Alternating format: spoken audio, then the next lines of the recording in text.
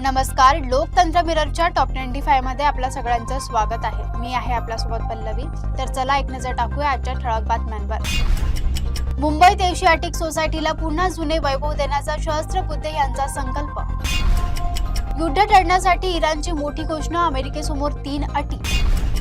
मुंबईच्या मृत रेल्वे कर्मचाऱ्यांच्या कुटुंबाला 8 लाख नुकसान भरपाई देण्याचे कोर्टाचे आदेश। मुंबई तापमान 40 वरून 34 अंशावर, तरीही उकाडा कायम। मुंबईच्या गरगाई धरण प्रकल्पाचा प्रस्ताव पुन्हा लांबीवर। मुंबई रेल्वे स्थानकावर वडे समोसे बंद होण्याची शक्यता। गॅस सिलेंडरचा तुटवडा, काही ठिकाणी काळ्या बाजारात 5,000 विक्री।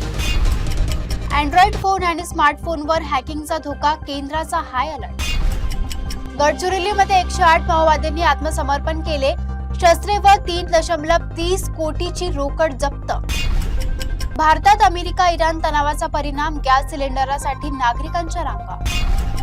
जम्मू काश्मीरमध्ये फारुख अब्दुल्ला यांना लक्ष्य करून गोळीबार, उपमुख्यमंत्री जखमी। पुण्यामध्ये आरटी प्रवेशातील अंतराची अट स्थगित, पालकांना पुन्हा अर्जाची संधी। मेट्रो शेअर बाजारसह मुंबईतील 4 ठिकाण मिसाईलने उडवून देऊ, अज्ञात व्यक्तीकडून धमकीचा मेल। परेडीमध्ये जाधव मसाल्यांचा 30 वर्षाचा यशस्वी प्रवास। तलावातून अवैध पाणी उपसा करणाऱ्यांवर प्रशासनाची कार्यवाही। डोनाल्ड ट्रम्प भारतावर नवे टॅरिफ लादण्याच्या तयारी।